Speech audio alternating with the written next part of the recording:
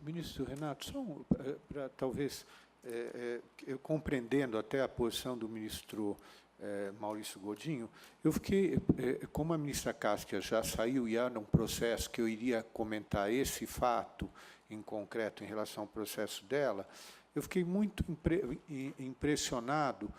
Fui recentemente, e acho que o pessoal da FEBRABAN está visitando os vários gabinetes, reportando o fato de terem assinado um acordo coletivo de toda a área bancária, criando uma contribuição negocial impositiva para toda a categoria, mesmo contra a súmula vinculante 40, mesmo contra o precedente 119, exatamente com a preocupação de que, como teria ficado esvaziada a fonte de receita, seria legítima a contribuição negocial. E eu comentei até, nessa ocasião, que estaria de acordo, se que fosse na linha do nosso antigo precedente 74, que se a reforma faz com que o trabalhador tenha que dizer que quer ser descontado em relação à contribuição sindical, nessa negocial, ao estilo do precedente 74, inverteria a equação. Teria que haver a oposição do empregado. Em princípio, todos seriam descontados. Então, acho que aí seria algo razoável. Mas fiquei muito impactado com um acordo em que coloca impositivamente para toda a categoria 1,5% do salário de novembro e 1,5% sobre a PLR. Então, as categorias estão encontrando fórmulas aí de manter as suas receitas, né? Eu vou pedir licença, já que o ministro Ives trouxe essa questão. É a primeira vez que eu falo em público a respeito disso, especialmente em sessão. Os senhores sabem a responsabilidade que nós temos na vice-presidência de manter o país funcionando. Graças a Deus, até agora, nós temos logrado êxito, né? E o caso mais emblemático foi dos Correios, mas tivemos outros casos também, Infraero, enfim. O que nós nos deparamos, quando chegamos à vice-presidência, é com uma dificuldade muito grande decorrente da reforma em relação às negociações por conta do custeio sindical. Porque, não obstante o Supremo Tribunal Federal tenha já apreciado a matéria, tenha julgado constitucional, o que nós vemos é que a reforma ela aumentou a responsabilidade do sindicato, na medida em que manteve os meios do sistema sindical, a unicidade sindical, permitiu que negociasse mais do que anteriormente e, de certo modo, dificultou o custeio. Essa é a verdade. E nós tínhamos que encontrar uma saída para isso. E depois de muito pensar, eu devo dizer aos meus queridos colegas que perdi algumas noites de sono,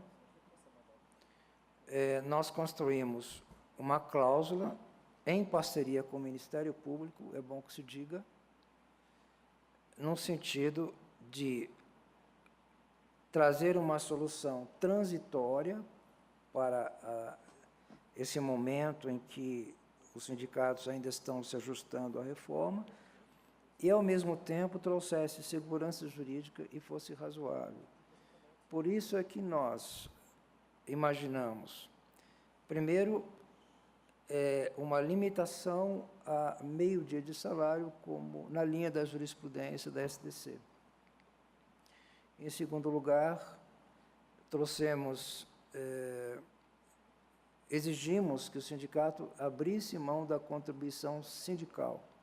Ele tem que fazer uma opção, ou a sindical ou a cota negocial. Em terceiro lugar, trouxemos a responsabilidade solidária do sindicato, ou seja, na hipótese de um reclamante vir individualmente questionar a validade da cláusula, e a empresa ser obrigada a ressarcir o seu empregado, o sindicato ressarcirá a empresa. Também,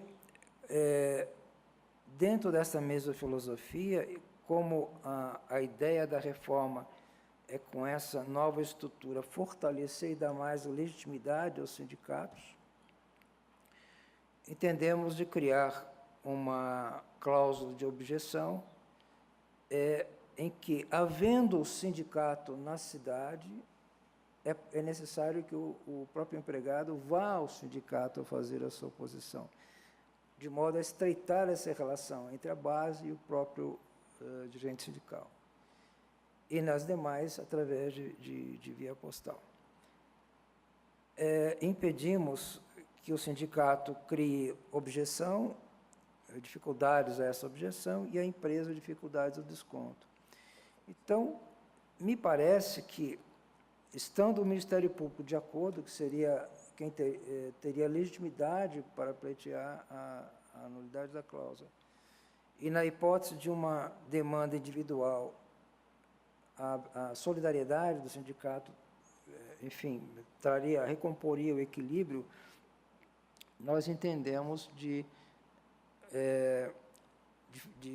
dar uma solução, pelo menos precária, na perspectiva de que o precedente 119 está firmado na ideia de que o não associado não pode ser obrigado a pagar a contribuição assistencial, porque já paga a sindical.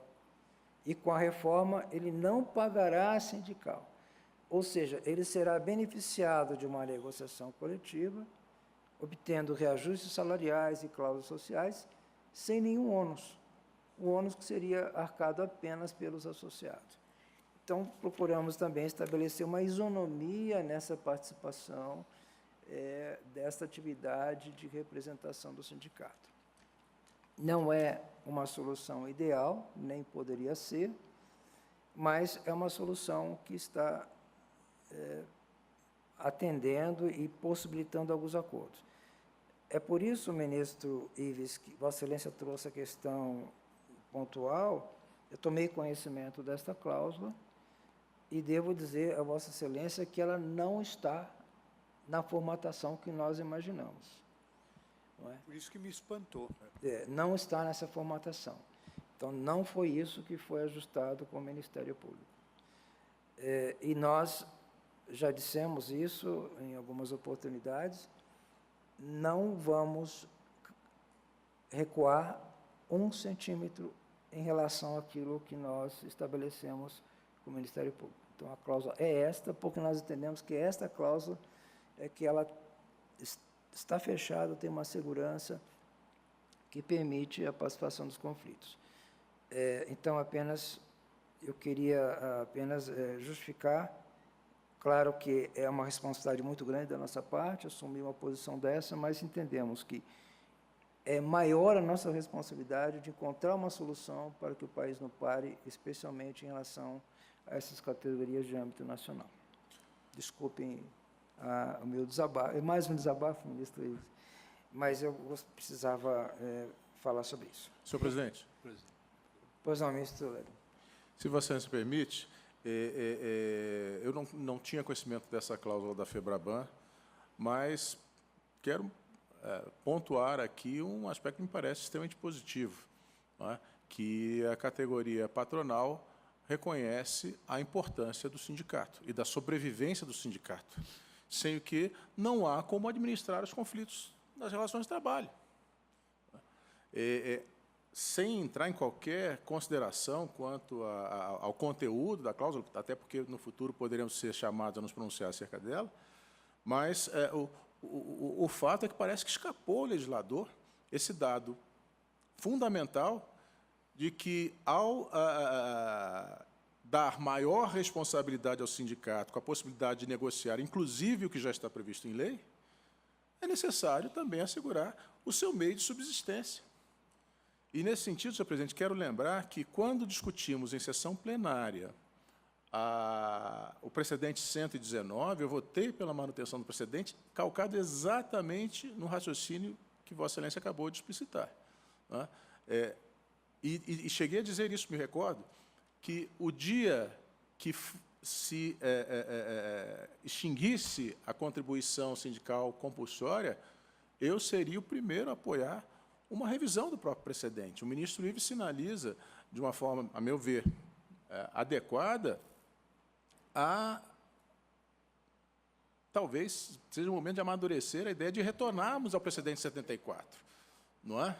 De fato, o precedente 119 era rigoroso, e alguns clamavam incompatível com a doutrina da OIT sobre liberdade sindical, mas o imposto sindical também é incompatível com a doutrina da OIT sobre a liberdade sindical. Então, é nessas situações, e aqui me permita, senhor presidente, sem nenhum exagero e nem intenção de render loas, mas a conduta de Vossa Excelência é corajosa.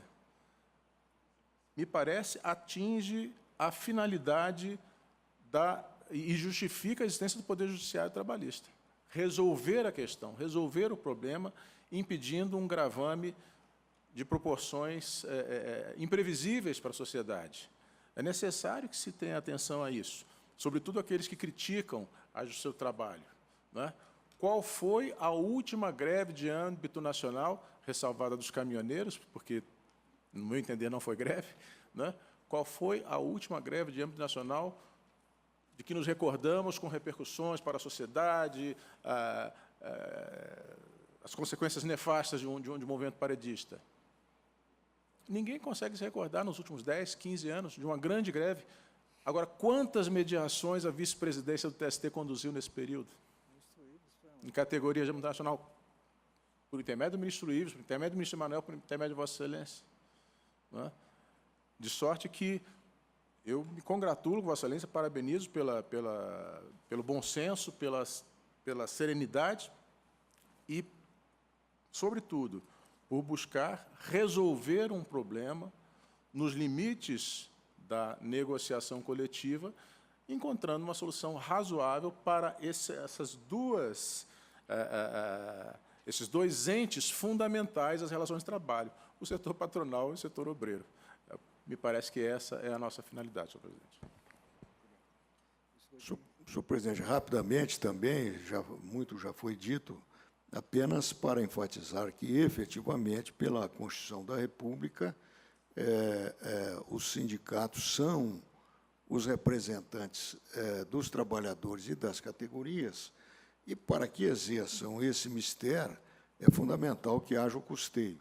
Então, o retorno da relevância do tema do custeio é fundamental e é até urgente em face da mudança bastante profunda da legislação, eliminando a contribuição sindical obrigatória. A contribuição sindical obrigatória está eliminada efetivamente, o Supremo já decidiu a matéria, que a regra da eliminação é válida, então, a regra da lei, né? E, portanto, a partir desse ano já não teve recolhimento de contribuição sindical obrigatória. Se teve, ele não está regular, né? Muito bem, então, nesse contexto, cabe efetivamente a uma lacuna manifesta com relação à contribuição negocial, que é como Vossa Excelência muito bem apontou. É uma cota de isonomia em sentido material, porque é injusto com o associado, ele sustenta o sindicato o ano inteiro.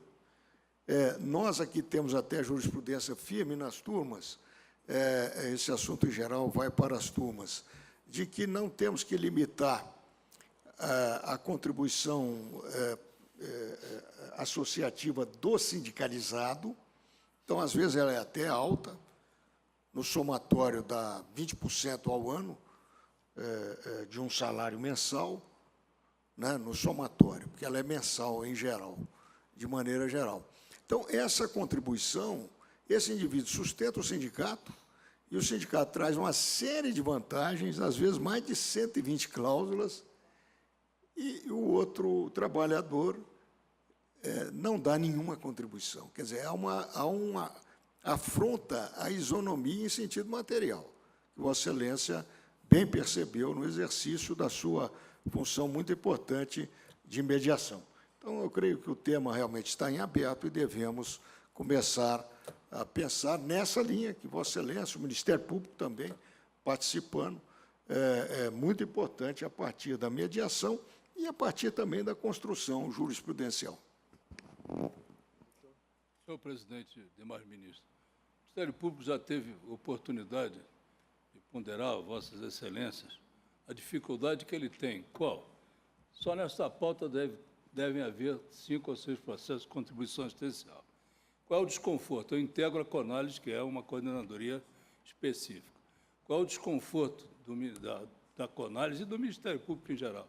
É que nós não conseguimos inibir as ações dos colegas, e aqui tem ações dos colegas, enquanto estiver o 119 vigente, porque nós fomos a força material que levou este tribunal a formar o 119, antes do 74, depois do 119.